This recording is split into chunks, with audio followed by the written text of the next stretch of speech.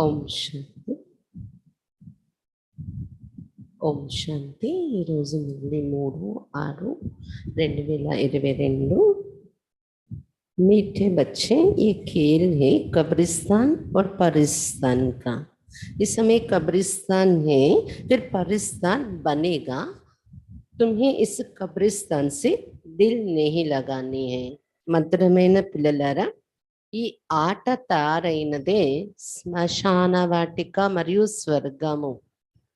ఈ రెండింటి యొక్క ఆట నడుస్తుంది. ఈ సమయంలో శ్మశాన వాటికగా ఉంది, తర్వాత ఇదే పరిస్థానంగా స్వర్గముగా తయారవుతుంది. అందువలన మీరు ఈ శ్మశాన వాటిక లాంటి ఈ ప్రపంచం మీద ప్రీతి పెట్టుకోకూడదు. ప్రశ్న: मनुष्य कौन सी एक बात को जान ले तो सब संशय दूर हो जाएंगे. మానవులు ఏ ఒక విషయాన్ని తెలుసుకున్నట్లయితే సంశయాలన్నీ దూరం అయిపోతాయి. ఏ విషయం తెలుసుకుంటే సంశయాలు దూరం అయిపోతాయి? उत्तर: बाप कौन है, वो कैसे आते हैं, ये बात जान ले तो सब संशय दूर हो जाएंगे. బాబా ఎవరు, అతడు ఎలా వస్తారు అని ఈ విషయాన్ని తెలుసుకున్నట్లయితే సంశయాలన్నీ దూరం అయిపోతాయి. जब तक बाप को नहीं जाना तब तक संशय मिट नहीं सकते. ఎంతవరకు బాబాని తెలుసుకోరా అంతవరకు సంశయాలు తొలగవు. निश्चय बुद्धि बनने से विजय माला में आ जाएंगे, लेकिन एक एक बात में सेकंड में पूरा निश्चय होना चाहिए. निश्चय बुद्धिగా తారవటం వల్ల నిశ్చయ బుద్ధిగా తారైతే విజయమాలలోకి వచ్చేస్తారు. కానీ ఒక్కొక్క విషయంలో కూడా బాబా చెప్పే ఒక్కొక్క పాయింట్లో కూడా ఒక సెకండ్లో పూర్తి నిశ్చయం ఏర్పడిపోయేలాంటి అంత వివేకం ఉండాలి. ఇంకా లాగుతూ ఉన్నాము, ఏడుస్తూ ఆలోచిస్తున్నాము కాదు. అర్థమైంది ఇది రైట్ అని వెంటనే అది నిశ్చయం ఏర్పడిపోవాలి సెకండ్లో. అలాంటి పిల్లల్ని నిశ్చయ బుద్ధి పిల్లలని చెప్తారు కదా. మెయిన్ అన్నింటికన్నా ముందు బాబాని కరెక్ట్గా అర్థం చేసుకోవటం అనేది వచ్చేస్తే ఇంకే విషయంలోని సంశయాలు రావు అని చెప్తున్నారు బాబా. గీత్ చూడుబీదే ఆకాశ సింహాసన, ఆకాశ సింహాసనాన్ని కూడా బదిలి రండి అని భక్తి మార్గం నుండి మనం పాటలు పాడుతూ వచ్చాం కదా. ఓం శాంతి. బయట బచ్చం కోసం జాతే ఏ హే బేహద్ కా రూహానీ బాబా కూర్చొని పిల్లలకు చెప్తున్న విషయాలు. బాబా అంటే అనంతమైన తండ్రి. आत्माएं सभी रूप तो जरूर बदलती है, निराकार से साकार में आते हैं पाठ बजाने कर्म क्षेत्र पर. ఆత్మలు మన అందరం కూడా తప్పకుండా రూపాన్ని మార్చుకొని నిరాకారి నుండి సాకారి రూపంలోకి వస్తూ ఉంటాం ఈ కర్మక్షేత్రంలో పాత్ర అభినయించడం కోసం. बच्चे कहते बाबा आप भी हमारी मुआफिक रूप बदलो, जरूर साकार रूप धारण करके ही तो ज्ञान देंगे ना, मनुष्य का ही रूप लेंगे ना. అందుకే పిల్లలు కూడా ఈ రోజు పాటలో ఇది కూడా లైన్ ఉంటుందన్నమాట. పిల్లలు పాడుతున్న పదం, బాబా తండ్రి మీరు కూడా మాలాగా రూపాన్ని మార్చుకొని రండి ఆకాశ సింహాసనాన్ని వదిలి అని. తప్పకుండా ఏ రూపం మార్చుకొని వస్తారో అతడు మానవ రూపాన్ని ధరించి రావాలి కదా. సాకార రూపంలో వస్తేనే కదా జ్ఞానం వినిపించగలరు. बच्चे भी जानते हम निराकार है फिर साकार बनते हैं, बराबर है भी ऐसे, वो है निराकारी दुनिया. ये बाप बैठ सुनाते हैं. పిల్లలు కూడా తెలుసుకున్నారు మేము నిరాకారియే సాకారంలో వచ్చాం, సాకారిగా అయ్యాం కదా. బాబా కూడా సాకారంలో వస్తేనే పని అవుతుంది. అది నిరాకారి ప్రపంచం, ఆత్మలు నివసిస్తుంటే బాబా ఉంటారు అక్కడ. ఇవన్నీ బాబా కూర్చొని మనకు వినిపిస్తేనే తెలుస్తూ ఉన్నాయి. कहते हैं तुम अपने 84 जन्मों की कहानी को नहीं जानते हो, मैं इनमें प्रवेश कर इनको समझा रहा हूं, ये तो नहीं जानते हैं ना. शिव बाबा చెప్తున్నారు మీరు మీకు మీ 84 జన్మల కథ తెలీదు, మీ జన్మల కథ మీకు తెలీదు. నేనే బ్రహ్మా బాబాలో ప్రవేశించి వచ్చి మీకు మీ కథ చెప్తున్నాను.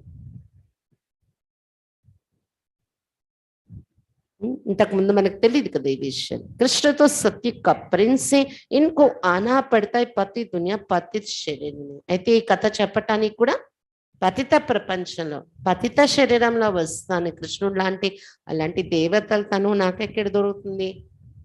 కృష్ణుడు సతీగర కుమారుడు కదా, అక్కడ నాకు వచ్చే పని లేదు కదా. అక్కడ వస్తే పోని కృష్ణుడు లాంటి తనులో వచ్చే అవకాశం దొరుకుతుంది.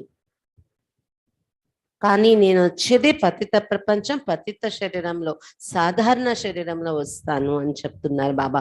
కృష్ణ గోడాత ఫిర్ కాలా కైసే హువా యే కోయి జాన్తే నహీ. కృష్ణుడు ఒకప్పుడు సుందరంగా ఉండి కృష్ణుడి నల్లగా ఎలా అయిపోయాడు ఇది ఎవరికి కూడా తెలీదు. మీరు అడగండి, అడిగితే ఏం చెప్తారు? కేతే హే సర్పనే డసా. వాస్తవమే ఏ హే 5 వికారం కి బాత్. సర్పం కాటు వేసింది అందుకే నల్లగా అయిపోయాడు అని చెప్తారు మనం అడిగితే. పుట్టినప్పుడు తెల్లగానే ఉంటాడు, తర్వాత నల్లగా అయిపోయాడు, సర్పం కాటు వేసాక అని చెప్తారు. కానీ వాస్తవానికి మనకి ఇప్పుడు అర్థమైంది సర్పాలు అక్కడ ఏమి ఉండవు. పంచవికారాలు కాటు వేయడంతో శరీరం కాదు, కృష్ణుని యొక్క ఆత్మ, కృష్ణుడే కాదు దేవతలందరి యొక్క ఆత్మ కూడా నల్ల పడిపోయింది. కాకపోతే ఒక కృష్ణుడికి ఆ పేరు పెట్టారు శ్యామ సుందరుడు అని.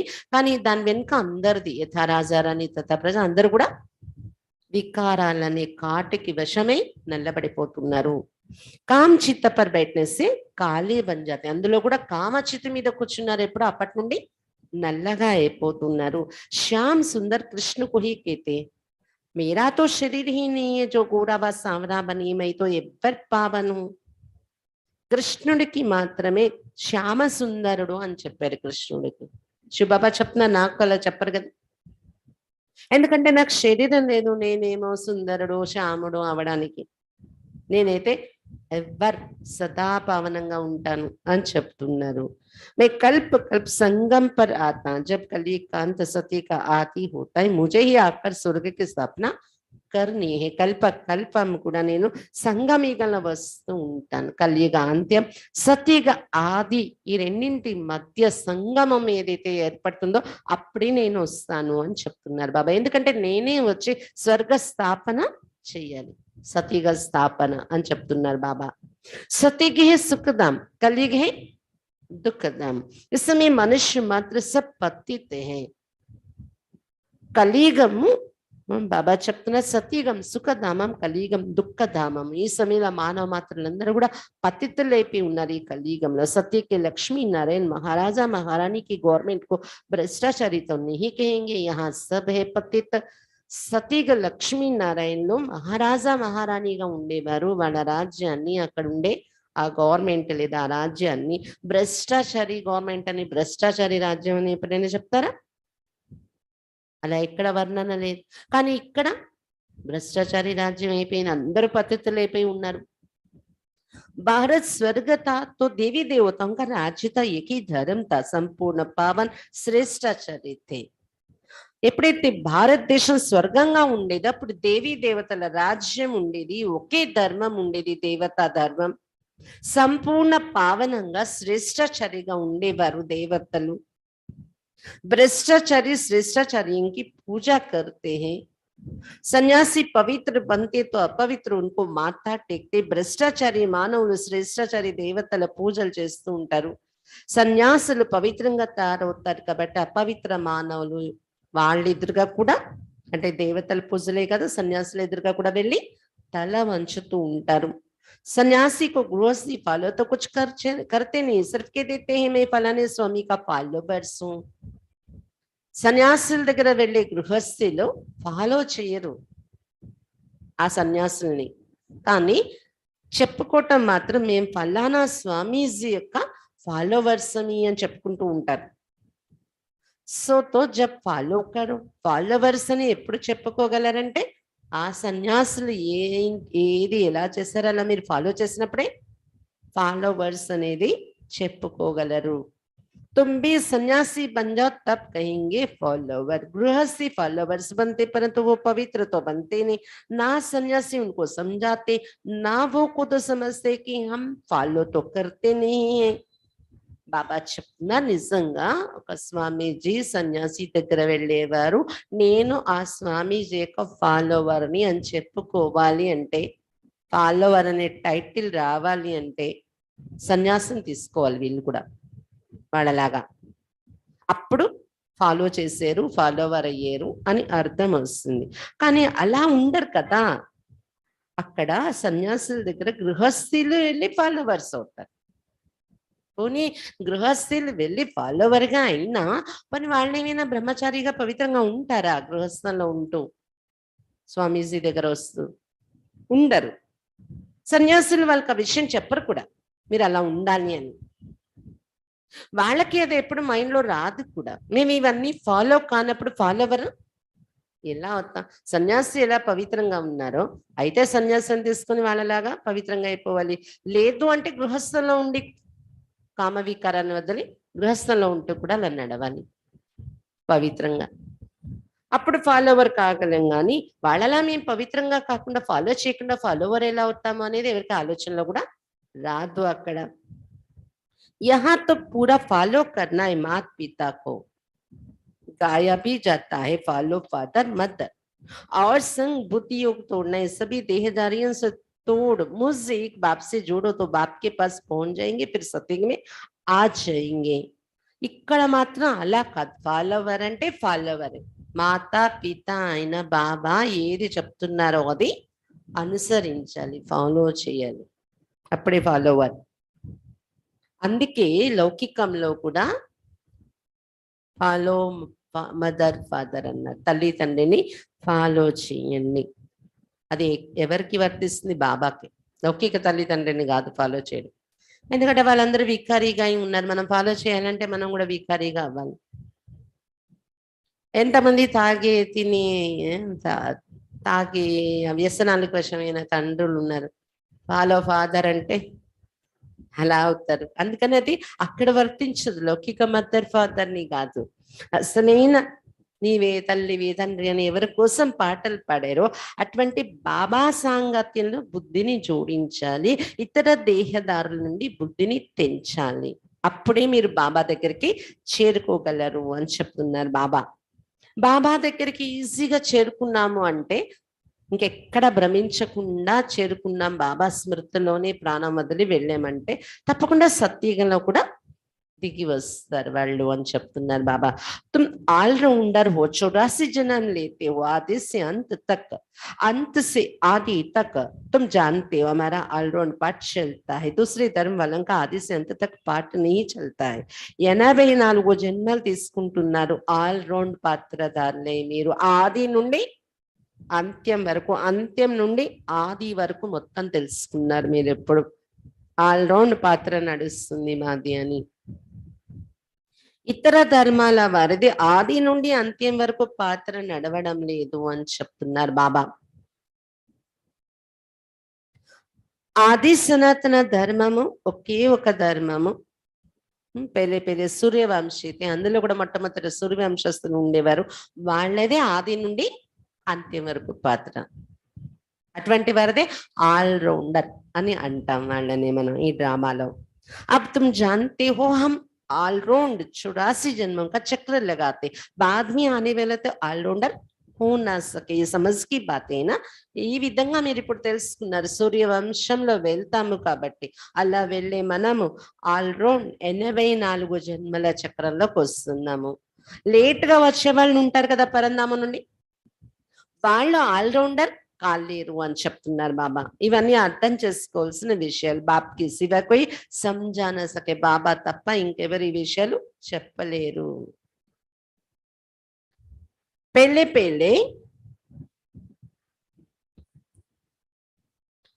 పెళ్ళే పెళ్ళే హై హి డిటిజం. మొట్టమొదట ఉండేది దేవతా వర్ణస్థులు ఉంటారు అని చెప్తున్నారు బాబా. దేవతా ధర్మం, దేవతా వర్ణం. आधा कल्प सूर्यवंशी चंद्रवंशी राज्य चलता है. डिटिजम లో కూడా దేవతా వర్ణంలో కూడా అర్ధకల్పం సూర్యవంశీ రాజ్యం, అర్ధకల్పం చంద్రవంశీ రాజ్యం నడుస్తుంది అంటున్నారు బాబా. अभी तो ये बहुत छोटा सा युग है, इनको ही సంగం कहते, కుంభమే कहते. ఇది ఒక చిన్న యుగం నడుస్తుంది ప్రస్తుతం. దీన్నే సంగమము, కుంభమేళ అని కూడా చెప్తారు. उनको ही याद करते, हे परम पिता परमात्मा आकर हम पतितों को पावन बनाओ, बाप से मिलने लिए कितना भटकते रहते हैं. బాబాని అందరూ జ్ఞాపకం చేస్తూ పిలుస్తున్నారు, పరంపిత పరమాత్మ రండి పతితుల్ని పావనంగా తయారు చేయండి అని. బాబాతో కలవడం కోసం ఎంత వెతుకుతున్నారు మనుషులు. యజ్ఞ తప దాన్ పుణ్యాది करते रहते, फायदा कुछ भी नहीं होता है. బాబాని కలవాలి, భగవంతుని పొందాలని యజ్ఞాలు తపస్సులు దాన ధర్మాలు దాన పుణ్యాలు ఏమేమి చేస్తున్నారు, కానీ ప్రయోజనం ఏమీ కూడా కనిపించట్లేదు. అంటే రోజు రోజుకి భగవంతునికి దగ్గర అవుతున్నా అనేది అయితే కనిపించలేదు కదా ఎన్ని చేసినా. अब तुम भटकने से छूट गए हो, वो है भक्ति कांड, ये है ज्ञान कांड. भक्ति मार्ग आधा कल्प चलता, ये है జ్ఞాన్ మార్గ్. బాబా చెప్తున్నారు, ఇప్పుడు మీరు ఆ వెతకటము భ్రమించటం నుండి విడుదలైపోయారు. ఇప్పుడు ఏమి యజ్ఞాలు తపస్సులు దాన పుణ్యాలు తీర్థయాత్రలు చెయ్యాలా మీరు? భగవంతుడు ఎక్కడున్నాడు, ఎక్కడున్నాడు, ఎలా ఉన్నాడు, ఏం చేస్తున్నాడు అన్ని తెలుసుకున్నారు. అతను ఎదురుగా కూర్చొని రోజు పాలన పొందుతున్నారు. అతని నుండి జ్ఞానము శక్తులు గుణాలు రోజు నింపుకుంటున్నారు. ఇప్పుడు ఇంకెక్కడ వెతికే పని ఏంటి? ఆ తీర్థయాత్రలు స్థానాల్లో వెతుకుతారా, ఎక్కడ గుళ్ళు గోపురాలు వెతుకుతారా? అదంతా విడుదలైపోయారు ఆ శ్రమ నుండి ఇప్పుడు మీరు. ఎందుకంటే అదంతా భక్తి కాండ అర్ధకల్పం నడిచింది, అప్పుడు అది చేశారు. కానీ ఇప్పుడు ఇది జ్ఞానకాండ, అంటే జ్ఞాన మార్గం. ఇది భక్తి కంప్లీట్ అయిపోతే జ్ఞాన మార్గం స్టార్ట్ అవుతుంది. జ్ఞాన మార్గం స్టార్ట్ అయ్యాక ఇంకా భక్తి కంప్లీట్ అయినట్టే కదా. ఇప్పుడు ఎవరైనా 2వ తరగతికి వచ్చాక 1వ తరగతికి కూడా చదవాలి వదిలేస్తాం ఏంటి అంటారేంటి, ఆ పుస్తకాలు కూడా చదువుకుంటున్నాను నేను అని అన్నారు కదా. అది కంప్లీట్ అయిపోయింది కాబట్టి అది వదిలేస్తాం. ఏ తరగతిలోకి వచ్చారో ఆ తరగతిని ఫాలో అవుతారు. అలాగే భక్తి ఇన్ని రోజులు అర్ధకల్పం నడవాలి, నడిచింది, చేసాం, చెయ్యాలి కూడా ఆ పాత్ర ఉన్నప్పుడు. ఇప్పుడు అది పూర్తయింది, అందుకే భగవంతుడు వచ్చారు. ఇన్ని జన్మలు మనం చేసిన భక్తి ఫలం ఇచ్చేస్తున్నారు రోజు మనకి. అదే జ్ఞాన మార్గము. इस समय तुमको पुरानी दुनिया से वैराग्य दिलाते, इसलिए तुम्हारा ये है बेहद का वैराग्य, क्योंकि तुम जानते हो ये सारी दुनिया कब्रिस्तान होनी है. ఈ సమయంలో బాబా ఈ పాత ప్రపంచం నుండి మనకు వైరాగ్యం కలిగిస్తున్నారు. ఎందుకంటే మీది అనంతమైన వైరాగ్యము. మీరు తెలుసుకున్నారు కదా, ఈ ప్రపంచం అంతా శ్మశానం అయిపోయేది ఉంది, దీని మీద ప్రీతి ఎందుకు? इस समय कब्रिस्तान ही फिर परिस्तान बनेगा. ये केवल है कब्रिस्तान परिस्तान का. बाप परिस्तान स्थापन करते जिसको याद करते, रावण को कोई याद नहीं करते. ఈ సమయంలో శ్మశాన వాటికల్లా ఉన్న ఈ ప్రపంచమే రేపు పరిస్థానంగా స్వర్గంగా తయారయ్యేది ఉంది. ఇది ఆట ఇలా తయారైంది. కొన్ని యుగాలు స్వర్గం నడుస్తుంది, కొన్ని యుగాల పాటు నరకము శ్మశాన వాటిక అంటారు. బాబా వచ్చి చేసేది ఏంటి? పరిస్థాన్, స్వర్గము స్థాపన చేస్తున్నారు. అందుకే అతన్ని చాలా పిలుస్తాం మనం. తర్వాత భక్తిలో చాలా జ్ఞాపకం చేస్తాము, అతని కోసం ఎన్నెన్నో చేస్తాం మనం కదా. అదే రావణాసురుడు కోసం నోములు వ్రతాలు పూజలు చేసేస్తారేంటి? ఎవరు జ్ఞాపకం చేయరు. ఎందుకంటే అతడేమి స్వర్గాన్ని ఇవ్వడు కదా. రావణుడు వచ్చాక కబ్రిస్తాన్ అయిపోతుంది ఇది. मुख्य एक बात समझने से फिर सब संशय मिट जाएंगे. जब तक पहले बाप को नहीं जाना है तो संशय बुद्धि ही रहेंगे. ముఖ్యమైన ఈ ఒక్క పాయింట్ అర్థమైతే సంశయాలన్నీ తొలగిపోతాయి. ఎంతవరకు బాబాను ముందు అర్థం చేసుకోరో అంతవరకు సంశయ బుద్ధిగానే ఉంటారు. రోజు వచ్చి జ్ఞానం వింటున్నా, ఇంకా చూడాలి, ఇంకా ఇందులో ఏంటి ఉందో నేను ఇంకా తెలుసుకోవాలి, చూడాలి, ఇదెందుకు చెప్పారు బాబా, అదెందుకు, ఇంకా సంశయంలోనే ఉంటది వాళ్ళ బుద్ధి. ఎందుకు? ఫస్ట్ అసలు చెప్తున్న వారు ఎవరు, బాబా ఎవరు, అతడు చెప్పే ఉద్దేశం ఏంటి, ఎందుకు చెప్తున్నారు, ఎవరి కోసం చెప్తున్నారు, దానివల్ల నాకు లాభం ఏంటి, అన్ని అర్థం కావాలి కదా ముందు. బాబా ఎవరు, ఎలాంటి వాళ్ళు, ఏం చేస్తున్నారు. संशय बुद्धि विनशंति बराबर हम सब आत्माओं का वो बाप है, वही बेहद का भरोसा देते. అందుకే శాస్త్రాల్లో కూడా ఏం చెప్పారు? సంశయ బుద్ధి వినశంతి అన్నారు. అతడు మన ఆత్మలందరికీ తండ్రి. అనంతమైన వారసత్వం అతడే ఇస్తారు. निश्चय से ही विजय माला में पिरो सकते, एक एक अक्षर में सेकंड में निश्चय होना चाहिए. बाबा कहते हैं तो पूरा निश्चय होना चाहिए ना. నిశ్చయం ద్వారానే విజయమాలలో మనీగా మీరు త్రిప్పబడగలరు. నిశ్చయ బుద్ధి అయితేనే విజయమాలలో మనీ కాగలరు. ఎందుకంటే నిశ్చయ బుద్ధి విజయంతి అన్నారు కదా. నిశ్చయం అంటే ఎలా ఉండాలి? ఒక్కొక్క విషయము బాబా చెప్పేది, ఒక్కొక్క విషయం మీద నిశ్చయం, అది కూడా సెకండ్లో నిశ్చయము ఏర్పడాలి. బాబా చెప్తున్నారు, బాబా అనే మీ నోటి నుండి అంటున్నారంటే, తండ్రి అంటున్నారంటే పూర్తి నిశ్చయం ఉండాలి కదా. बाप निराकार को कहा जाता है. ऐसे तो गांधी को भी बापूजी कहते थे, परंतु यहाँ तो वर्ल्ड का बापूजी चाहिए ना. బాబా అంటే తండ్రి అంటే ఎవరిని అంటున్నాం ఇక్కడ? నిరాకారుడు, జ్యోతిర్బిందు కదా. గాంధీ గారిని కూడా బాపు అని పిలిచారు, బాపూజీ అని. కానీ అతడు భారత జాతికి మాత్రమే జాతి పిత బాపూజీ అయ్యారు. శివ బాబా అనంతమైన బాపూజీ, ప్రపంచానికి అనంతమైన బాపూజీ కావాలి కదా, రావాలి కదా. वो तो है ही वर्ल्ड का गॉड फादर, वर्ल्ड का गॉड फादर वो तो बहुत बड़ा हुआ ना. उनसे वर्ल्ड की बादशाही मिलती है. అనంతమైన బాపూజీ శివ బాబాని ఏమంటారు?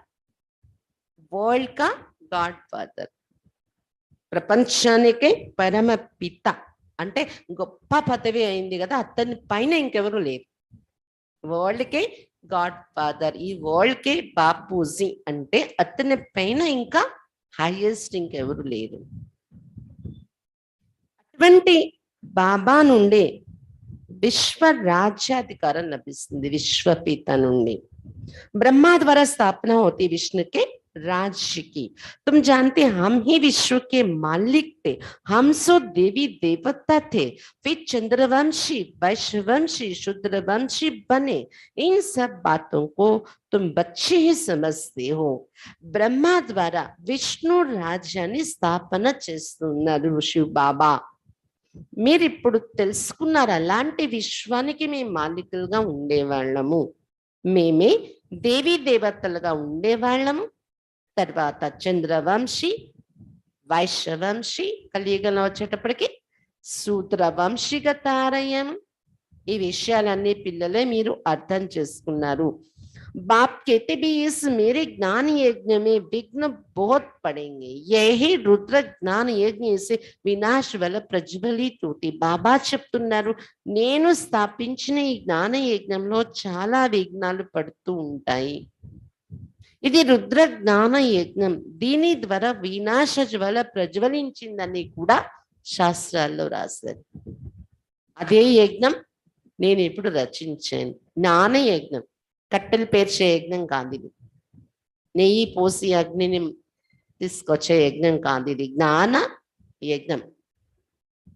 इसमें सारी पुरानी दुनिया खत्म हो, एक देवता धन की स्थापना हो जाएगी. ఈ యజ్ఞం ద్వారా వచ్చే రిజల్ట్ ఏంటి? ఏదో ఒక రిజల్ట్ కోసం యజ్ఞం చేస్తారు కదా. ఈ యజ్ఞం ద్వారా, బాబా స్థాపించిన యజ్ఞం నుండి వచ్చే రిజల్ట్ ఏంటి? ఈ దుఃఖాలు, పాపాలు ఉన్న ప్రపంచం, భ్రష్టాచారం, పతిత స్థితిలో ఉన్న ఈ పాత ప్రపంచం అంతా ఫినిష్, సమాప్తి అయిపోతుంది. కొన్ని వస్తువులు వేసి అందులో సమాప్తి చేస్తే కొన్ని వస్తువులు పొందే రిజల్ట్ వస్తుంది యజ్ఞంలో కదా.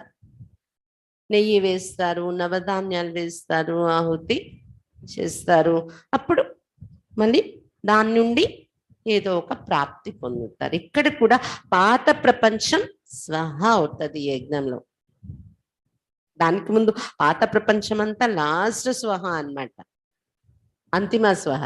కానీ దానికి ముందు పాత ప్రపంచం అంతా స్వహ అయ్యే ముందు మనలో ఉన్న దేహాభిమానం, మనలో ఉన్న వికారాలు, మనలో ఉన్న లోపాలు, బలహీనతలు మన స్వహా చేస్తున్నాం. రోజు మురళికి వచ్చి కూర్చున్నామంటే యజ్ఞకుండం దగ్గర కూర్చున్నాం. ఈ రోజు మురళి నుండి ఏదో ఒక పాయింట్ తగిలింది, అది నేను వదిలేస్తాను, స్వహా చేసేసాను. అలాంటి యజ్ఞం బాబా స్థాపించారు. లాస్ట్కి ఇంకా పాత ప్రపంచం అంతా వినాశనం అవుతుంది, స్వహా అయిపోతుంది. ఒకే దేవతా ధర్మ స్థాపన జరుగుతుంది అన్నమాట. ఈ యజ్ఞం యొక్క రిజల్ట్ ఇది. అంటే కోల్పోయిన దేవతలు మళ్ళీ ఈ భూమి మీద వస్తారు ఈ యజ్ఞం ద్వారా. तुमको समझाने वाला बाप ही वो सच बोलते, नर से नारायण बनने की सत्य कथा सुनाते. ये कथा तुम अभी ही सुनते, ये कोई परंपरा नहीं चलती है. ఇవన్నీ మనకి చెప్తున్న వారెవరు? బాబా. బాబా అంటే ఎవరు? భగవంతుడు. భగవంతుడు అంటే ఎవరు? సత్యం, ట్రూత్. అక్కడే సత్యమైన విషయాన్ని మనకు చెప్తారు. నరు నుండి నారాయణుడిగా తయారు చేసేలాంటి సత్యమైన కథ రోజు మనకు వినిపిస్తారు. అలాంటి ఈ సత్యనారాయణ కథ మీరు ఈ సమయంలోనే సంగమేగలోనే భగవంతుడి సృష్టి మీద వచ్చి వినిపించిన సమయంలోనే ఈ సత్యమైన కథ మీరు వింటున్నారు. దీంతో మీకు వజ్ర వైడూర్యాలు భవనాలు వచ్చేస్తున్నాయి కదా. మీకే కదా భారతదేశం అనే నావలో మొత్తం నిండిపోతున్నాయి అన్నమాట. వజ్ర వైడూర్యాలు గనులన్నీ. ఇదే అసలైన కథ. అక్కడ కథ చెప్తారు కానీ ఏమైనా మీ ఇంటికి వజ్ర వైడూర్యాలు వస్తాయేంటి వ్రతం చేసాక? ఈ బాబా చెప్పే ఈ రియల్ స్టోరీ, ఈ రియల్ సత్యనారాయణ కథ పరంపరగా నడవని ఇంకెవరు చెప్పలేరు తర్వాత. ఎందుకంటే వినాశనం అయిపోద్ది. మీరు దేవతలుగా వెళ్ళి మర్చిపోతారు. తర్వాత జన్మలో వెళ్ళాక అక్కడ మీరేమి కథలు చెప్పుకోరు, జ్ఞానం చెప్పరు. ద్వాపరీగా నుండి మనుషులకి తోచిన మనుషులు కథలు తయారు చేసి చెప్తారు. మళ్ళీ బాబా వచ్చాకే ఈ కథ ఉంటుంది. కానీ పరంపరగా మధ్యలో అన్ని యుగాల్లో ఈ కథ దొరకదు, ఎవరు వినిపించే వాళ్ళు ఉండరు.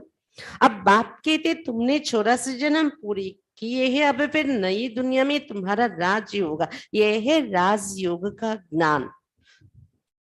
ఇప్పుడు బాబా చెప్తున్నారు 84 జన్మలు మీరువి పూర్తయిపోయాయి, ఇప్పుడు మళ్ళీ కొత్త ప్రపంచంలో మీ రాజ్యం వస్తుంది. అందుకే ఇది రాజయోగం యొక్క జ్ఞానం మీకు వినిపిస్తున్నారు బాబా. सहज राज्यों की नॉलेज एक परम पिता परमात्मा के पास है, जिसको प्राचीन भारत का राजयोग कहते हैं. ఎందుకు వినిపిస్తున్న రాజయోగం యొక్క నాలెడ్జ్? కొత్త ప్రపంచంలో మీ రాజ్యం తయారవుతుంది కదా, రాజ్య స్థాపన కోసం ఇది సహజ రాజయోగం యొక్క జ్ఞానం. ఇది ఒక పరంపిత పరమాత్మ దగ్గరే ఉంటుంది. అందుకే భగవాన్ వాచ అని గీతలోనే రాజయోగం అనేది వర్ణించారు కదా. దాన్ని ప్రాచీన భారతదేశం యొక్క రాజయోగం అని కూడా చెప్పారు. భగవంతుని ద్వారా నేర్పబడిన యోగం. बराबर कली को सती बनाया था, विनाश भी शुरू हुआ था, मुसलों की ही बातें. నిజంగానే 5000 సంవత్సరాల పూర్వము ఇలాగే బాబా వచ్చి రాజయోగం నేర్పించారు. కలియుగాన్ని సత్యుగంగా తయారు చేసి వెళ్ళారు. అప్పుడు కూడా ఈ వినాశనం అయ్యింది. ముసలాలంటే మిజైల్స్ తో ఒకరి నాశనం ఒకరు చేసుకున్నారు. ఇవన్నీ జరిగాయి. ఇప్పుడు మళ్ళీ బాబా వచ్చారు. అంటే ఏంటి? కలియుగం మళ్ళీ సత్యుగంగా మారుతుంది, మార్చటానికి వచ్చారు బాబా. सत्य त्रेता में थे, कोई लड़ाई होती नहीं, बाद में शुरू होती. ये मुसलों की है लास्ट लड़ाई. సత్యయుగం త్రేతాయుగంలో ఎవరు యుద్ధాలు చేసుకోరు.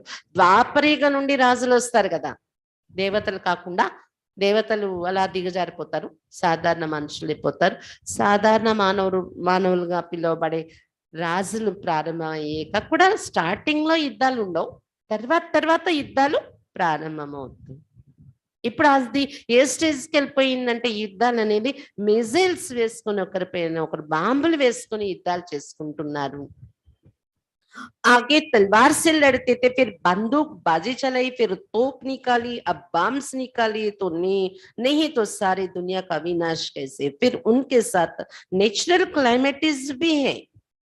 పూర్వము కత్తులు పట్టుకొని యుద్ధాలు చేసేవారు, తర్వాత తుపాకులతో పేల్చుకుని యుద్ధాలు చేయడం మొదలు పెట్టారు. ఇప్పుడైతే బాంబులే విసురుకుంటున్నారు. లేకపోతే ఇంత పెద్ద ప్రపంచ వినాశనం ఎలా అవ్వాలి చెప్పండి? ఈ బాంబులతో యుద్ధాలు కాకుండా దాంతో పాటు అది ఒకటి వినాశనంలో అది ఒక రోల్ ఉంటది, బాంబులు వేసుకొని చనిపోవటం అనేది. ఇంకొకటి ప్రకృతి వైపరీత్యాలు, ప్రకృతి ఆపదల యొక్క పాత్ర కూడా చాలా ఉంటది. ముసల్దార్ బర్సాత్, ఫేమన్, యహీ నేచురల్ క్లైమేటిస్. కుండపోత వర్షాలు కురుస్తాయి, కరువు కాటకాలు ఏర్పడతాయి, ఆకలి చావు. ఇవన్నీ ప్రకృతి వైపరీత్యాలు అంటారు. समझो अर्थक्वेक होती, उनको कहते हैं नेचुरल क्लाइमेटीज, उसमें कोई क्या कर सकते हैं? భూకంపం వచ్చింది అనుకోండి, దాన్ని ఏమంటారు? ప్రకృతి వైపరీత్యం, ప్రకృతి ద్వారా వచ్చిన ఆపద. దాన్ని ఎవరు ఏం చేయగలరు? కంట్రోల్ చేయగలరా? ఎవరైనా ఆపగలరా? कोई ने अपने इंश्योरेंस भी किया हो तो कौन और किसको देगा? सब मर जाएंगे, किसको कुछ भी मिलेगा नहीं. బాబా చెప్తున్నారు, ఒకవేళ ఎవరైనా వాళ్ళని వాళ్ళు ఇన్సూరెన్స్ చేసుకుంటారు, వాళ్ళు చనిపోతే డబ్బులు రావాలని, లేకపోతే వాళ్ళ భవనాన్ని, వాళ్ళ దుకాణాన్ని, వాళ్ళ ఆఫీసుల్ని ఇన్సూరెన్స్ చేస్తారు కదా, ప్రాపర్టీస్ని, అంటే ఆస్తులని. భూకంపం వచ్చింది అనుకోండి, అందరికందరూ ఇళ్ళు పడిపోయి అందరికందరూ చనిపోయారు. ఆ ఇన్సూరెన్స్ ఎవరు ఇస్తారు? ఎవరికి ఇస్తారు? తీసుకునే వాళ్ళు ఎవరు? కాబట్టి ఇన్సూరెన్స్ కట్టుకుని మీరేం ప్లాన్ చేసుకోలేరు. ప్రకృతి ఆపదలు అలాంటివి అని చెప్తున్నారు బాబా. ఎవ్వరు ఏమీ చేయలేరు. అబ్బి తుమ్హి ఫిర్ ఇన్సూరెన్స్ కర్నా హై బాప్ కే పాస్. ఇప్పుడు మీరు ఏం చేయాలి? బాబా దగ్గర ఇన్సూరెన్స్ చేసుకోవాలి. మళ్ళీ హెల్త్ కోసం ఇన్సూరెన్స్ పెట్టుకుంటే పెట్టుకోండి. సడన్ గా అవసరాలైతే సంవత్సరానికి ఇంత దొరుకుతుంది అనేది ఉంటుంది కదా, అంతవరకు అది వేరు. ఇంకా అంతకన్నా ఎక్కువ దీనిలో వెళ్ళకండి. బాబా దగ్గర ఇన్షూర్ చేసుకోండి. ఏది బాబా సేవలకు ఖర్చు పెడతామనో ఇచ్చుకుంటామో అది ఇన్షూర్ అవుతుంది. అక్కడైతే డబ్బు ఇచ్చి ఇన్షూర్ చేసుకుంటారు. ఇక్కడ తనువు, మనసు తనువు అది కూడా ఇన్షూర్ చేసుకునే అవకాశం ఉందన్నమాట. इंश्योर भक्ति में भी करते, परंतु वो अल्पकाल का रिटर्न मिलता है, ये तो तुम डायरेक्ट इंश्योर करते हो. భక్తి మార్గంలో కూడా ఇన్షూర్ చేసే అలవాటు ఉంది మీకు. భగవంతుని దగ్గర పెట్టుకుంటున్నామని ఈశ్వరార్పణం, కృష్ణార్పణం అని ఇచ్చి దాచుకుంటే అతని దగ్గర మళ్ళీ అతడు ఇస్తాడని. అల్పకాలానికి ఆ ఇన్సూరెన్స్ యొక్క ఫలాన్ని పొందేరు. కానీ ఇక్కడ బాబా డైరెక్ట్ గా మన ఎదురుగా ఉన్నారు. డైరెక్ట్ గా అతని కర్తవ్యం ఈ భూమి మీద నడుస్తుంది కాబట్టి డైరెక్ట్ గా బాబా చేతుల్లో పెట్టి ఇన్షూర్ చేసుకోవాలి. మీరు చేసుకుంటున్నారు. कोई सब कुछ इंश्योर करेगा तो उनको बादशाही मिल जाएगी. కొంతమంది సర్వస్వము ఇన్షూర్ చేసేసుకుంటాను అని బాబాకు సమర్పించుకుంటారు. వాళ్ళకి రాజా పదవి దొరికేస్తుంది అని చెప్తున్నారు బాబా. రాజాధికారం అంటే వాళ్ళు జ్ఞానంలో కంప్లీట్ గా నడుస్తూ ఉంటూ ఇన్షూర్ చేసుకుంటే రాజా పదవి దొరుకుతుంది. ధారణ ఆత్మగా ఉండి ఉన్న ధనాన్ని కూడా ఉపయోగించుకొని చేస్తే राजा पदविलोक వెళ్ళిపోతారు. जैसे बाबा ब्रह्मा बाबा अपना बतलाते सब कुछ दे दिया, बाबा पास फुल इंश्योर कर लिया तो फुल बादशाही मिलती है मेरे को. బ్రహ్మా బాబా తన విషయం చెప్తున్నా, నేనంతా బాబాకు సమర్పించేశాను కదా, ఫుల్ ఇన్సూరెన్స్ చేసుకున్నాను శివ బాబా దగ్గర, అందుకని నాకు ఫుల్ రాజ్యం బాబా నుండి దొరుకుతుంది అని చెప్తున్నారు బాబా. బాకీ తో ఈ దునియా హీ खत्म हो जाती, ये है मृत्यु लोक. ఈ ప్రపంచమే ఇప్పుడు సమాప్తి అయిపోతుంది. ఇది మృత్యు లోకము అని చెప్తున్నారు బాబా. किनकी दबी रहेगी धूल में, किनकी राजा खाए, जब कहाँ आग लगती व कोई आफत आती तो चोर लोग लूटते. इस समय ही अंत का है, इसलिए अब बाप को याद करना है, मदद करनी है. బాబా చెప్తున్నారు, శాస్త్రాల్లో కూడా చెప్పారు, కొంతమంది ధనం మట్టిలో కలిసిపోతుంది, కొంతమంది ధనం రాజులు తింటారు. మట్టిలో కలిసిపోవడం అంటే భూకంపాలు వచ్చినప్పుడు, వరదలు వచ్చినప్పుడు కొట్టుకుపోతున్నాయి కదా, మట్టిలో కలిసిపోతున్నాయి కదా. రాజులు తింటారు అంటే ట్యాక్సులు కడుతున్నారు కదా. ఇప్పుడు చూస్తున్నారు కదా గవర్నమెంట్ అన్ని వైపుల నుండి కూడా ప్రజలు బెగ్గరైపోయేలాగా చేస్తుంది. మరి ఇంకా ఇంకా రాశారు, కొంతమంది ధనం దొంగలు దోచుకుంటారని. అది కూడా మనం చూస్తూ ఉంటాం. ఎక్కడైనా అగ్ని అంటుకున్నా, ఎక్కడైనా ఏదైనా ఆపద వచ్చినా, ప్రకృతి ఆపద, యాక్సిడెంట్ అయినా అక్కడ ముందు దొంగతనాలు చేసే వాళ్ళు చేరిపోతారంట. అంటే ఎవరైతే ఒకవేళ బ్రతికున్నా వాళ్ళు ఏమి వాళ్ళని అంటే వాళ్ళని హ్యాండిల్ చేయలేరు, అలా దెబ్బలు తగిలి ఉంటారు. అలాంటి వాళ్ళ దగ్గర ఎవరైతే చనిపోతారో డెడ్ బాడీస్ మీద ఉన్న బంగారము, డబ్బులు ఇవన్నీ పట్టుకొని వెళ్ళిపోతూ ఉంటారు. యాక్సిడెంట్ అయ్యే దగ్గరే కాదు, ఇళ్లల్లో కూడా మనిషి లేరంటే తలుపులు తీసేసి, మనుషులు ఉన్నా కూడా తీసేసి దోచుకుని వెళ్ళిపోయే వాళ్ళు ఇప్పుడు చూస్తున్నాం కదా, దొంగలు దోచుకుంటారు. ఇదంతా ఈ సమయంలో, అంతిమ సమయంలో జరిగే పరిస్థితినే అక్కడ అలా రాశారు శాస్త్రాల్లో. ఇంకా లాస్ట్ ఏం రాశారంటే కొంతమందిది మాత్రం సఫలమైంది. సాయి అంటే ఈశ్వరుని పేరుని ఎవరు బహుశా కొంతమందిని సఫలమైంది. ఎవరైతే ఈశ్వరుని సేవలో పెట్టుకున్నారో వాళ్ళది సఫలమైంది అని అర్థం వాళ్ళు రాసిన ఆ పదంలో. బాబా చెప్తున్నారు ఈ సమయమే అంతిమ సమయం, అందుకే బాబాను జ్ఞాపకం చేసుకోవాలి, బాబాకు సహయోగం చేస్తూ సహయోగిగా తయారవ్వాలి అని చెప్తున్నారు బాబా. నిన్న సాయంత్రం వ్యక్త మురళిలో కూడా బాబా ఏం చెప్పారు, సమీప రత్నాలుగా ఎవరు అయ్యే వాళ్ళు ఉంటారో బాబా మీద స్నేహమే కాకుండా స్నేహంతో పాటు సహయోగిగా కూడా అయి ఉంటారు. इसमें सब पतित है, वो पावन दुनिया स्थापन कर ना सके, ये तो बाप का ही काम है, बाप को ही बुलाते నిరాకారి దునియా సే आओ ఆకర్ రూప్ ధరో. ఈ సమయంలో అందరూ పతితులుగా ఉన్నారు, పావన ప్రపంచాన్ని స్థాపించలేరు. ఇది బాబా యొక్క కర్తవ్యమే, అందుకే బాబానే పిలిచారు. నిరాకారి ప్రపంచం ఆకాశ సింహాసనాన్ని వదిలి రండి, మాలాంటి రూపాన్ని ధరించి రండి అని పిలిచారు, అతని కర్తవ్యమే కాబట్టి. तो बाप कहते मैं साकार में आया हूँ, रूप धरा है, परंतु हमेशा इसमें नहीं रह सकता, सवारी कोई सारा दिन थोड़ी होती है. శివ బాబా చెప్తున్నారు, మీరు పిలిచారు కదా పాటలు పాడి, నేను రూపాన్ని ధరించి వచ్చేస్తాను మీ ఎదురుగా. కానీ ఎవరిలో వచ్చారు, బ్రహ్మ బాబాలో వచ్చారు కదా, నిరంతరం మీ తనలో కూర్చుండిపోయి ఉండిపోతాను అనుకోకండి. ఇప్పుడు ఎవరైనా ఏనుగు మీదో గూడ్రం మీదో దేని మీదో సవారీ చేస్తారు, రోజంతా సవారీ చేస్తూ కూర్చుంటారండి. అవసరమైనప్పుడు సవారీ చేస్తారు, కొద్ది సమయం తర్వాత ఆ గుర్రము ఏనుగు అది వేరేగా కట్టి పెట్టేస్తారు, వీళ్ళు వేరేగా వెళ్ళిపోతారు కదా. అలాగే నేను కూడా ఈ శరీరంలో వచ్చి నా సేవ నేను చేసుకుని వెళ్ళిపోతూ ఉంటాను అని చెప్తున్నారు శివబాబా. बैल की सवारी दिखाते, भाग्यशाली रथ मनुष्य का दिखाते, अब ये रेट है या वह गौशाला दिखाते ना, गोमुख भी दिखाया है. ఎద్దు మీద నంది పైన సవారీ చేశారు అన్నారు. ఇంకొక వైపు భాగ్యశాలి రథము అని భగీరథుడు గంగా తెచ్చాడు అన్నారు కదా, మామూలు గంగ కాదు, జ్ఞానం అనే గంగ, అది భగీరథుడు ద్వారా వచ్చింది అని మానవ రూపం చూపించారు. మళ్ళీ భగీరథుడి కథకు వెళ్తే అది మానవ రూపం ఉంది, బ్రహ్మ బాబా గుర్తు. ఇటువైపు చూస్తే శివాలయాల్లో నందిని పెట్టారు, నంది మీద శివుడు సవారీ చేశారని. అయితే ఇంతకీ ఏది రైట్ అంటారు, జంతు మీద వచ్చి ఉంటారా లేదా భగీరథుడు అని ఒక భాగ్యశాలి రథం మానవ రథం ద్వారా గంగను తెచ్చారా బాబా, జ్ఞానగంగ. గోశాల అని కూడా చూపిస్తారు, గోముఖము అని ఎక్కడికక్కడ కొన్ని చోట్ల గోముఖము అని పెట్టారు. ఆబులో కూడా ఉంది, మౌంట్ లో కొండ మీద గోముఖం ఉందన్నమాట. बैल पर सवारी और फिर गोमुख से नॉलेज देते, ये ज्ञान अमृत निकलता है. ఎద్దు మీద సవారీ అంటే బ్రహ్మ బాబా శరీరంలో రావడం, ఈ శరీరాన్ని నందిగా చూపించారు.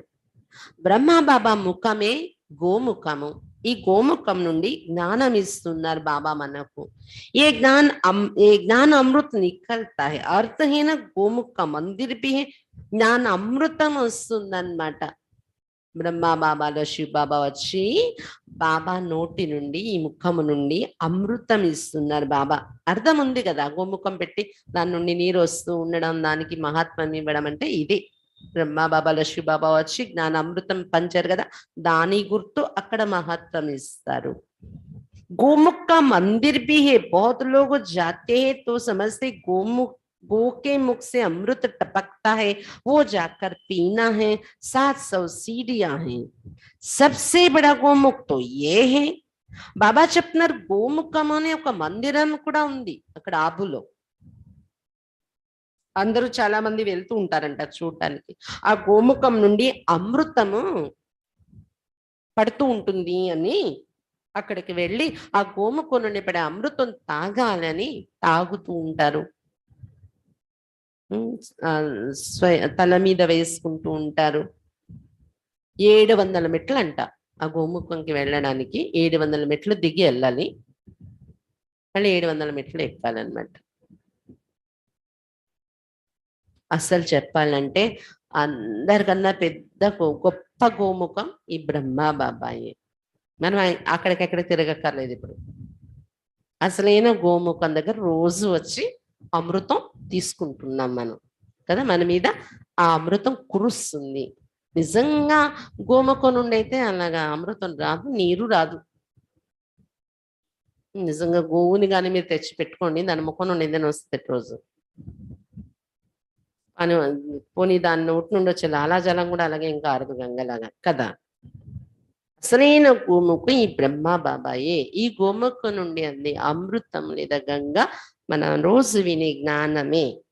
अमरनाथ पर कितनी मेहनत कर जाते हैं, वहां है कुछ भी नहीं, सब ठगी है दिखाते। शंकर ने पार्वती को कथा सुनाई। अब क्या पार्वती की दुर्गति हुई जो उनको कथा बैठ सुनाई। मनुष्य मंदिर आदि बनाने में कितना खर्चा करते हैं. బాబా చెప్తున్నారు అమర్నాథ్ అని ఎంత కష్టపడి వెళ్తారు. అక్కడ కూడా ఏమీ దొరికేది లేదు, అంత మోసమే ఉంది అక్కడ కూడా అని చెప్తున్నారు. బ్రహ్మ బాబా అవన్నీ తిరిగి చూసేసారు. బాబా అప్పుడప్పుడు తన అనుభవంలో చెప్తారు కదా. అక్కడ సహజంగా అలా మంచు లింగం ఉంటుందని చెప్తారట, కానీ మధ్య మధ్యలో తెర వేస్తారట వాళ్ళు, మళ్ళీ కొత్త మంచు పెడుతూ ఉంటారంట. కానీ భక్తులు ఏమనుకుంటారు, అది నేచురల్ గా కరగకుండా లింగం అలాగా అది పుట్టి అలాగా ఉండిపోయిందని అనుకుంటూ ఉంటారు. ఇదంతా మోసాలు జరుగుతూ ఉంటాయి అన్నారు అలా. అక్కడ ఏం చూపిస్తారంటే అమర్నాథ్ లో శంకరుడు పార్వతికి కథ వినిపించారు ఇక్కడ అని. పార్వతి ఒక దేవి కదా, ఆమె దుర్గతిలో ఉన్నా ఏంటి కథ వినడానికి అని కథ చెప్పటానికి. కాబట్టి ఆ పార్వతి మనం దుర్గతిలో ఉన్న పరిస్థితిలో శివ్ బాబా, శంకరుడు కాదు శివ్ బాబా వచ్చి, అంటే శివుడు శంకరుడు ఒకటి అనుకోవడం వల్ల అక్కడ శంకరుడు రూపం చూపించారు. కానీ ఆత్మ అనే పార్వతికి పరమేశ్వరుడు ఎవరు, శివ్ బాబా. అతడు వచ్చి మనకు రోజు ఈ కథ వినిపిస్తున్నారు. ఈ కథ విని మనం సద్గతిలోకి వెళ్తున్నాం అన్నమాట. కానీ ఈ అర్థము ఏమీ తెలియకుండానే మనుషులు ఈ మందిరాలు అవి కట్టుకోవటానికి ఎంత ఖర్చు పెట్టేస్తూ ఉంటారు అని చెప్తున్నారు బాబా. बाप कहते खर्चा करते करते तुमने सब पैसे गवा दिए हैं, तुम कितने सॉल्वेंट थे, अभी इंसॉल्वेंट बन गए हो, फिर मैं आकर सॉल्वेंट बनाता हूँ. शिव बाबा చెప్తున్నారు, ఇంత ధనం ఇచ్చాను మీ దగ్గర, ఇంత సంపద ఉండేది, ఇలాగే మందిరాలు కట్టి అవి చేసి ఖర్చు పెట్టి డబ్బంతా మాయం చేసేసారు. ఇప్పుడు నిరుపేద అయిపోయారు, నేను వచ్చి మళ్ళీ సంపన్నంగా మిమ్మల్ని తయారు చేస్తున్నాను అని చెప్తున్నారు బాబా. तुम जानते बाप से हम वर्षा लेने आए, तुम बच्चों को दे रहे हैं. ఇప్పుడు మీరు తెలుసుకున్నారు కదా, పిల్లలు మనకు బాబా వారసత్వం ఇవ్వటానికి వచ్చారు. भारतीय परम पिता परमात्मा का बर्थ प्लेस तो सबसे बड़ा तीर्थ हुआ ना. భారతదేశం परम पिता परमात्मा का बर्थ प्लेस, అవతరణ భూమి, అతని జన్మభూమి. అందుకని ఇది అన్ని దేశాల్లోకి అన్ని యాత్రా స్థానాల్లోకి గొప్ప తీర్థస్థానమైంది భారత భూమి. फिर सर्व पतितों को पावन भी बाप ही बनाते हैं. गीता में अगर बाप का नाम होता तो सभी यहाँ आकर फूल चढ़ाते. కేవలం బాబా చెప్తున్నారు, ఈ భారతదేశంలో వచ్చి బాబా మళ్ళీ ఏం చేస్తున్నారు, సర్వ పతితాత్మల్ని పావనంగా కూడా బాబాయే చేస్తున్నారు, చేయగలరు. అతను తప్ప ఎవరు చేయలేరు కదా. కానీ అక్కడ కృష్ణుడి పేరు చూపించేసారు జ్ఞానం చెప్పినట్టు. ఒకవేళ గీతలో ఆ పొరపాటు జరగకుండా నిరాకారుడు జ్యోతిర్బిందు పరమాత్మ శివుడు గీతా జ్ఞానం ఇచ్చారు అని గాని కరెక్ట్ గా ఉండి ఉంటే, అది ఈ రోజుకి ఇక్కడ ఎంతమంది వచ్చేసి బాబా మీద పూలు అర్పించి అర్పణ అయిపోతారు. కానీ అది జరగదు. అందుకే కోర్టులో కొందరే నా దగ్గరకు వస్తారని చెప్పేశారు ఆల్రెడీ గీతలో కదా. ఎందుకంటే ఇదంతా పొరపాట్లు జరిగాయి కదా, కృష్ణుడని అనుకోవడం వలన ఇప్పుడు అది కన్ఫ్యూజన్ లో ఉన్నారు మనుషులు. బాప్కే సివాय सभी को सदगति कौन दे सकता? బాబా తప్ప అందరికి సద్గతి ఇంకెవరు ఇవ్వగలరు? ఎవరు ఇవ్వలేరు కదా. भारतीय सबसे बड़े से बड़ा तीर्थ है परंतु कोई को मालूम नहीं तो जैसे बाप की महिमा अपार है वैसे भारत की भी महिमा है. భారతదేశం అన్నింటికన్నా గొప్ప తీర్థస్థానమైంది. ఈ విషయం కూడా ఎవరికి తెలియదు. ఇతర దేశాలు ఇంకా అలా అనుకుంటున్నాయేమో కానీ భారతీయులుగా అసలు మన భూమి ఎంత గొప్పది అనేది లేకపోతే ఇది తెలిసి ఉంటే పరమాత్మ మహిమ ఎంత పాడుతున్నారో అంతే మహిమ భారతదేశంది కూడా ఉంది. భారతదేశ యొక్క మహిమ పాడుతూ ఉండేవారు అసలు అందరూ. हेल और हेवन भारत बनता है, अपरम अपार महिमा है ही हेवन की, अपरम अपार निंदा फिर हेल की करेंगे. భారతదేశమే స్వర్గముగా నరకముగా తయారయ్యేది ఉంది. మా భారతదేశం గొప్పది అని మహిమ చేస్తాం కదా, అది స్వర్గం యొక్క మహిమ. ఇంకోవైపు ఏమంటారు? భగవంతుడా భారతదేశం యొక్క పరిస్థితి ఎలా అయిపోయింది,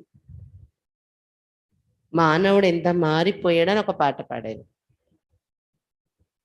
ఇది నింద చేసే పాట. ఇది నరకంగా అయిపోయినప్పుడు భారతదేశానికి జరిగిన నింద అని చెప్తున్నారు బాబా. तुम सच्चे सचखंड के मालिक बनते यहाँ आए हो बाबा से बेहद का वर्षा लेने. ఇప్పుడు పిల్లలు మీరు సత్యఖండానికి మాలికులుగా తయారయ్యారు. బాబా నుండి అనంతమైన వారసత్వం తీసుకోవటానికి వచ్చారు కదా. बाप कहते हैं मन मना भाव और सबसे बुद्धि योग हटाए, मामे कम याद करो, याद से ये पवित्र बनेंगे. नॉलेज से वर्षा लेना है. जीवन मुक्ति का वर्षा तो सबको मिलता है परंतु स्वर्ग का वर्षा राजयोग सीखने वाले ही पाते हैं. వారసత్వం తీసుకోవటానికి వచ్చారు కదా, తీసుకుంటారా? తీసుకోవాలంటే ఏం చేయాలి? మన్మనాభవ. మీ మనస్సు బుద్ధి అన్ని వైపుల నుండి తొలగించి మామేకం వ్యాధకరు, మామేకం శరణం వ్రజ అంటే నా ఒక్కడితోనే మీ బుద్ధిని జోడించండి. అటువంటి ఆ స్మృతి ద్వారానే మీరు పవిత్రంగా తయారవుతారు అని చెప్తున్నారు బాబా. జ్ఞానం ద్వారా వారసత్వం తీసుకోవాలి. జీవన్ముక్తి వారసత్వం అందరికీ దొరుకుతుంది. బాబా ఆత్మలందరూ పిల్లలే కదా, కానీ స్వర్గంలో వెళ్ళి జీవన్ముక్తి అనుభవించటము అది రాజయోగం నేర్చుకునే వాళ్ళకి దొరుకుతుంది అని చెప్తున్నారు బాబా. స్వర్గంలో వెళ్ళి జీవన్ముక్తి అనుభవిస్తే 21 జన్మలు ఉంటుంది.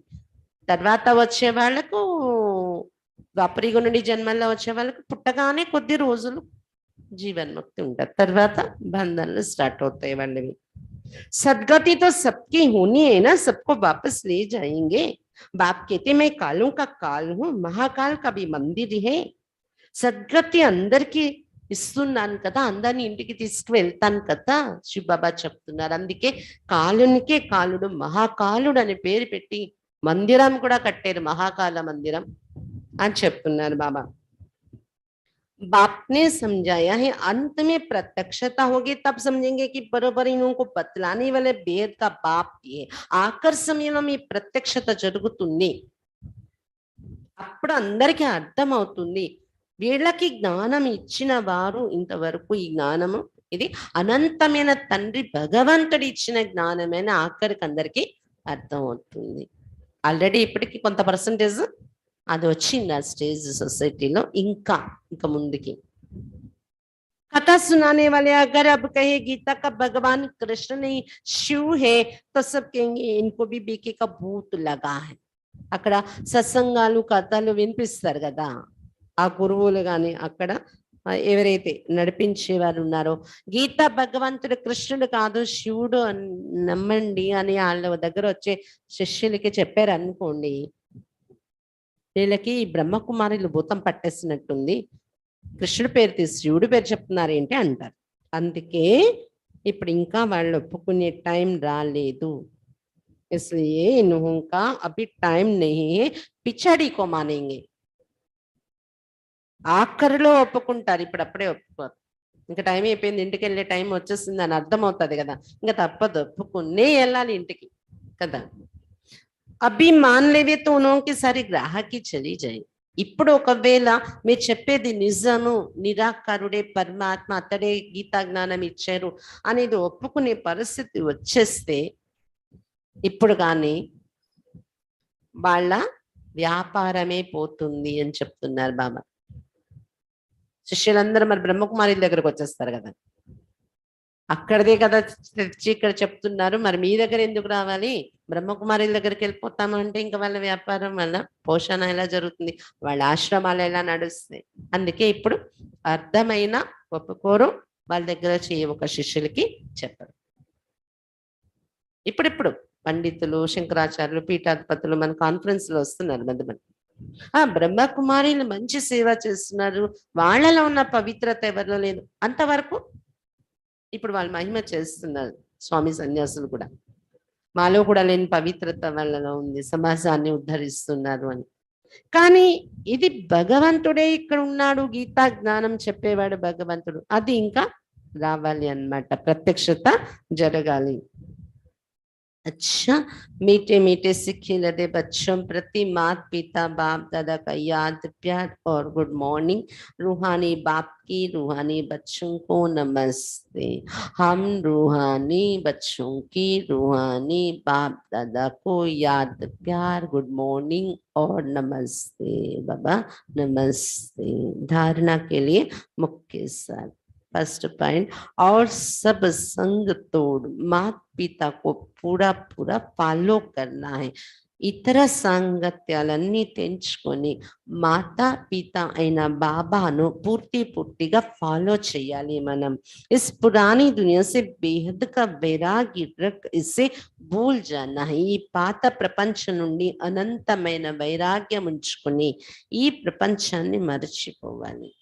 మీరు వైరాగ్యం వచ్చినా రాకపోయినా, మరిచే ప్రయత్నం చేసినా చేయకపోయినా, బాబా ఇక్కడ నుండి ఈడ్చుకునైనా ఇంటికి తీసుకెళ్తారు.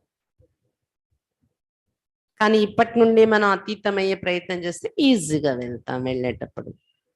సెకండ్ పాయింట్, ये अंत का समय है, सब खत्म होने के पहले अपने पास जो कुछ है उसे इंश्योर कर भविष्य में फुल बादशाही का अधिकार लेना है. ఇది అంతిమ సమయం నడుస్తుంది.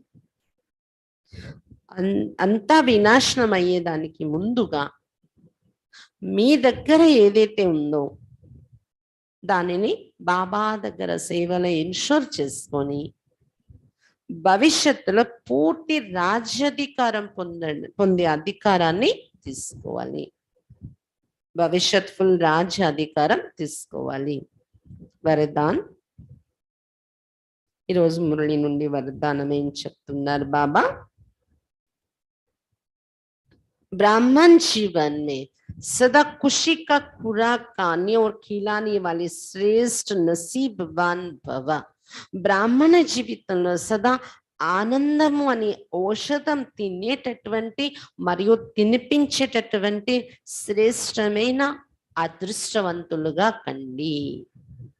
బ్రాహ్మణ జీవితంలో సదా ఆనందం, ఖుషి అనే ఔషధం తినేవారు మరియు తినిపించేటటువంటి అంటే శ్రేష్టమైన అదృష్టవంతులుగా కండి. विश्व के मालिक के हम बालक सो मालिक है, इसी ईश्वरीय नशे और खुशी में रहो. విశ్వానికే మాలికుడైన బాబాకు మనం బాలకులు, సో మాలికులము అని ఇది ఈశ్వరీయ నశ మరియు ఖుషిలో ఉండండి. వాహ మేరా శ్రేష్ఠ భాగ్య అర్థాత్ నసీబ్. ఓహో నా శ్రేష్ట భాగ్యం, బాబాకి భగవంతుడికే బాలకుడు సో మాలికుడు అయ్యాను. ఓహో నా శ్రేష్ట భాగ్యం అంటే నా శ్రేష్ట అదృష్టం అని నశ ఉండాలి. ఇసి ఖుషికి జూలి మీద సదా జూల్తే రహో. సదా ఈ ఖుషి అనే ఊయల్లో సదా ఊగుతూ ఉండండి. సదా ఖుష్ నసీబ్ भी हो और सदा खुशी के కూడా खाते और खिलाते भी हो. సదా అదృష్టవంతులు కూడా మీరు, సదా అదృష్టవంతులు, ఇంకా సదా ఆనందం అనే ఔషధాన్ని తినేవారు మరియు అనేక మందికి తినిపిస్తున్నారు కూడా మీరు. औरों को भी खुशी का महादान दे खुश नसीब बनाते हो. మీరు ఖుషిగా ఉండడమే కాదు, ఇతరులకు కూడా ఖుషి యొక్క మహాదానం ఇస్తూ అనేక మందిని అదృష్టవంతులుగా తయారు చేస్తున్నారు మీరు. ఆప్కే జీవన్ హీ ఖుషి హై. మీ జీవితం యొక్క అర్థమే ఏంటి? మీ జీవితమే ఆనందాల యొక్క జీవితము. ఖుష్ రేనా హే జీనా హే. ఆనందంగా ఉండడమే జీవించడము అంటారు. జీవితము మీ బ్రాహ్మణ పిల్లలుగా జీవించటము అనే దానికి మీనింగే ఆనందంగా ఉండడము. అది లేదంటే బ్రాహ్మణ జీవితంలో లేవని.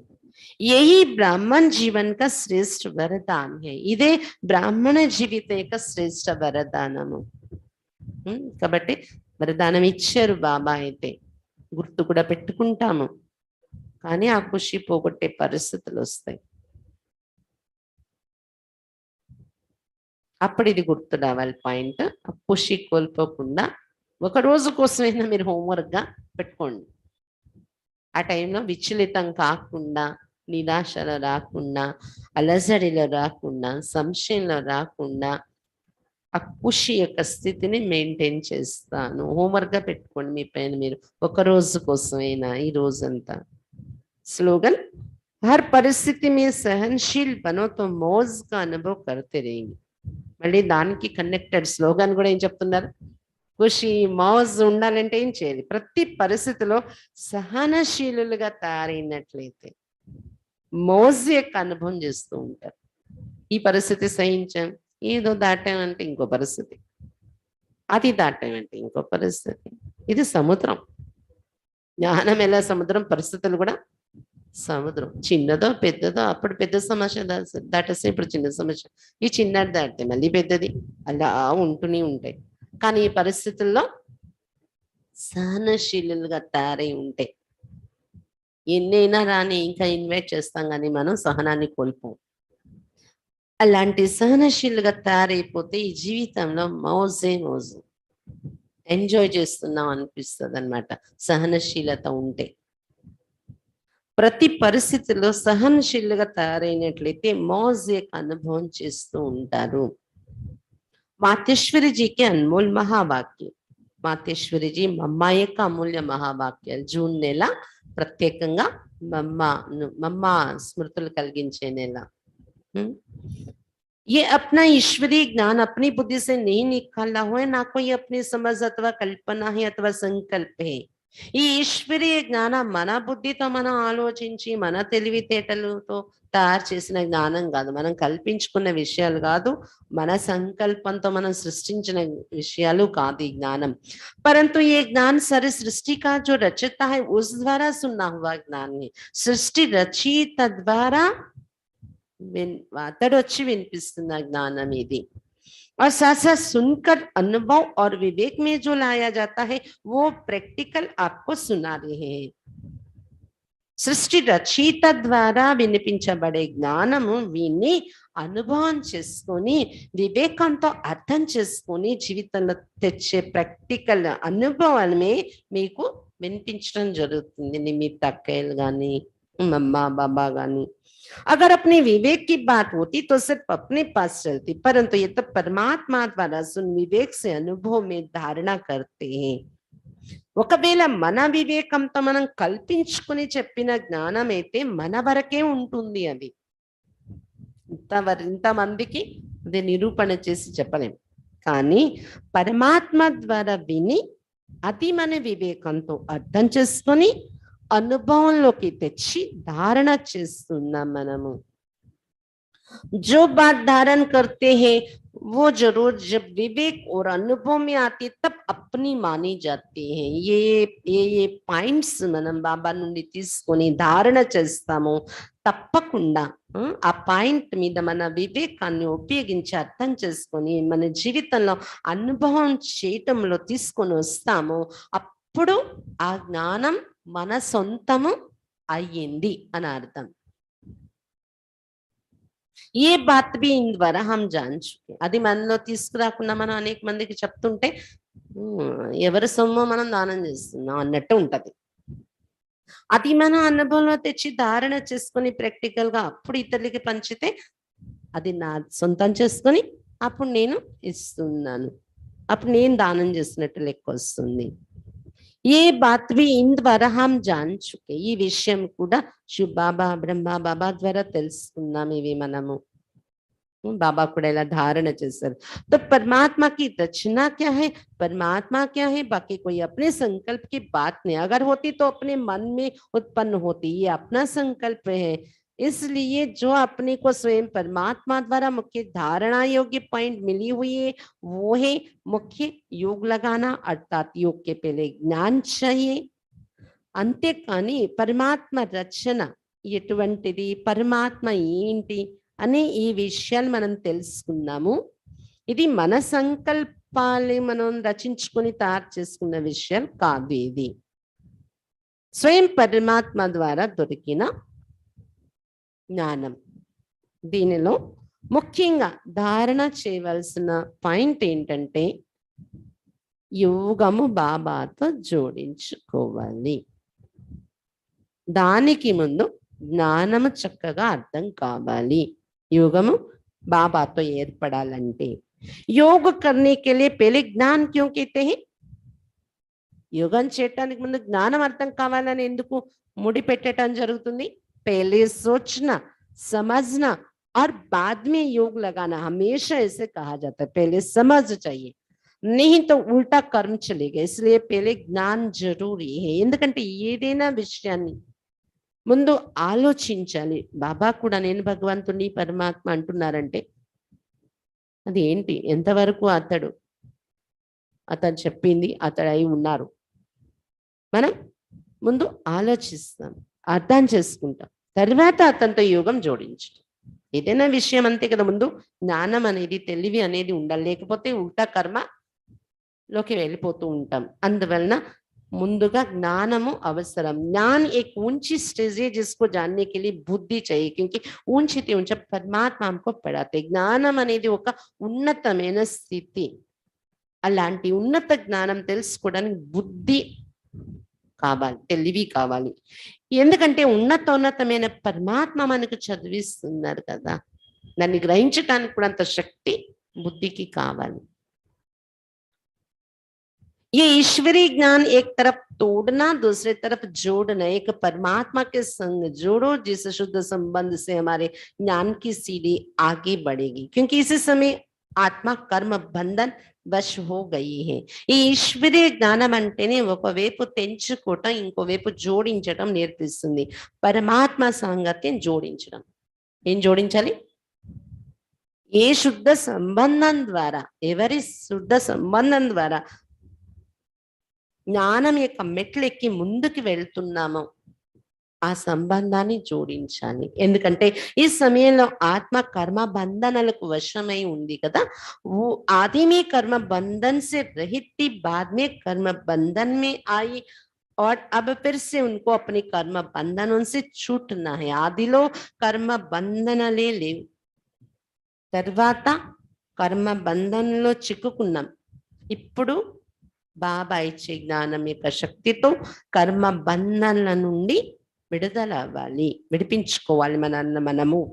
अब अपने कर्मों की बंधाई मानी भी ना हो और कर्म करना अपने हाथ में रहे, मन कर्म पर कंट्रोल हो, तभी कर्मों की बंधाई मानी नहीं आएगी.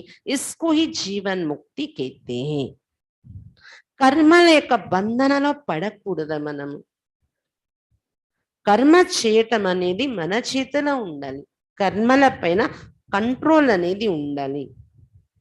అప్పుడే కర్మ బంధనగా కాకుండా ఉంటుంది మన పైన. మన కంట్రోల్లో, మన కర్మలని మన కంట్రోల్లో ఉంచుకోవాలి, మనం ఆ కర్మకు వశం కాకూడదు. అప్పుడు కర్మ బంధన తయారు కాకుండా ఉంటుంది అని చెప్తున్నారు బాబా.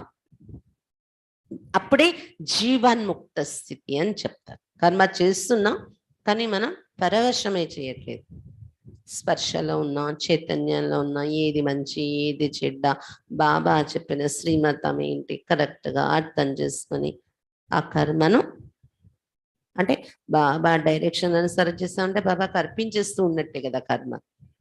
మన ఆలోచనతో మనం చేస్తే అది బంధన అయిపోద్ది మళ్ళీ. అంటే కర్మ బంధన తారబట్లేదు ఇప్పుడు చేసిన కర్మ, ప్లస్ అనేక జన్మల కర్మ బంధన కూడా తెగుతుంది, జీవన్ముక్త స్థితి మనలోకి వస్తుంది. नहीं तो कर्म बंधन में चक्र में आने से सदाकाल के लिए जीवन मुक्ति नहीं मिलेगी. లేదు అంటే బాబా జ్ఞానం తెలిసాక కూడా మనం చేసే కర్మలలో ఒక బంధన తయారయ్యాలంటే కర్మ బంధంలో అలాంటి చక్రంలో చిక్కుకున్నామంటే సదాకాలానికి జీవన్ముక్తి దొరకదు వాళ్ళకి. अब तो आत्मा से पावर निकल गई और उनके कंट्रोल बिगर कर्म हो रहे, लेकिन कर्म आत्मा से होना चाहिए और आत्मा में जोर आना चाहिए और कर्मों को इस स्थिति में आना चाहिए जो कर्मों की बंधाई मानी ना रहे. नहीं तो मनुष्य दुख सुख के लपेट में आ जाते, क्योंकि कर्म उन्हों को खींचता रहता है. आत्मा की शक्ति उस पावर में आती है जो कर्मों के कर्म बंधन में ना आवे. यह है रिजल्ट. मम्मा చెప్తున్నారు, ఇప్పుడైతే ఆత్మ నుండి ఆ పవర్ పోయింది, ఆత్మ యొక్క కంట్రోల్ లేకుండా కర్మ జరుగుతుంది అన్నమాట కదా. కానీ ఆత్మ కర్మ ఎలా జరగాలి? ఆత్మ తన యొక్క కాన్షియస్ లో ఉండి తన కంట్రోల్లో తన డైరెక్షన్ లో కరెక్ట్ గా కర్మ చేయించాలి. ఆ పవర్ రావాలి మీలో, ఆత్మలో ఆ ఫోర్స్ నిండాలి.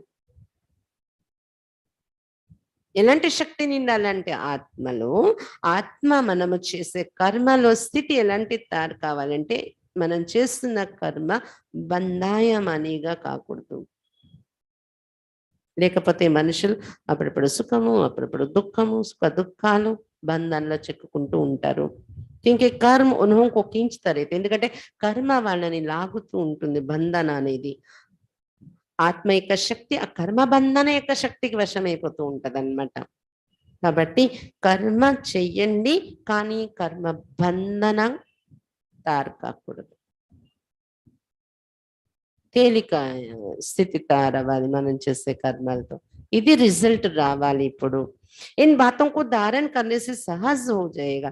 इस क्लास का मकसद यही है. ఇవి విని వెళ్ళిపోవడం కాదు, ప్రాక్టీస్ చేస్తే అప్పుడు మనకు ధారణ చేయటం అనేది సహజం అనిపిస్తుంది. ఈ क्लास యొక్క उद्देश्य ఇది. बाकी अपने को कोई वेद शास्त्र पढ़ डिग्री हासिल नहीं करनी है, बल्कि इस ईश्वरीय ज्ञान से अपने को अपनी जीवन बनानी, जिस कारण ईश्वर से वो शक्ति लेनी है. ఈ వేదాలు శాస్త్రాలు ఇన్ని చదివేసి డిగ్రీలు తీసుకునే ఆ పని లేదు, దాంతో ఫలితం లేదు.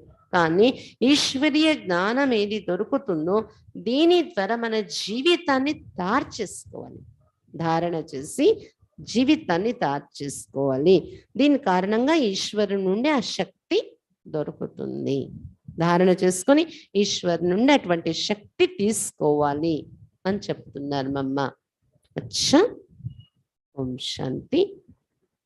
బాబా ఈరోజు ముఖ్యంగా కబ్రిస్తాన్ పరిస్థాన్ నాటకము చెప్తున్నారు. బాబా సంశయం రాకూడదు, నిశ్చయ బుద్ధి అయితేనే విజయమాలలో వస్తారు చెప్తున్నారు బాబా. చాలా విషయాలు చెప్పారు. ఖాళీ టైంలో కూర్చొని చింతన చేయండి, బాబాని పూర్తి ఫాలో చేయాలి. ఇక్కడ అక్కడ ఫాలోవర్ల కథ వినేసి వెళ్ళిపోయి ఫాలోవర్స్ కాదు, పూర్తి ఫాలో చేసే వాళ్ళు కావాలి. ఇంకా మీ దగ్గర ఉన్నదంతా సఫలం చేసేసుకోండి. బాంబుల ద్వారా ప్రకృతి ఆపదల ద్వారా వినాశనం అయ్యేది ఉంది అని చెప్తున్నారు బాబా. ఇంకా ఖుషి విడిచిపెట్టకండి. బ్రాహ్మణ జీవితము అంటేనే ఖుషి, సదా ఉండడం, ఇతరులకు కూడా పంచటము అది. అచ్చా, ఓం శాంతి.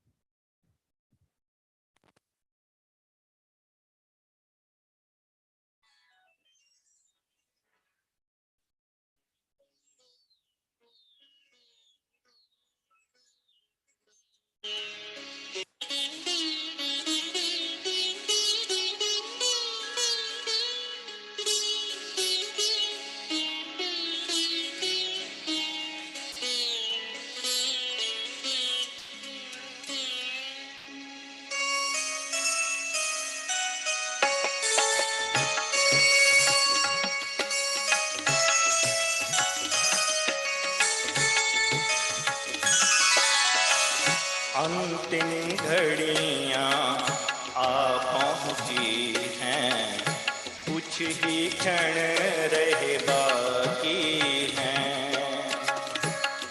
अंतिम घड़ियां आ पहुंची हैं, कुछ ही क्षण रह बाकी हैं। समय बीतता जाता है, अब याद घर की आती है, अब याद घर की आती है। अंतिम घड़ियां आ पहुंची हैं, कुछ ही क्षण रह बाकी हैं।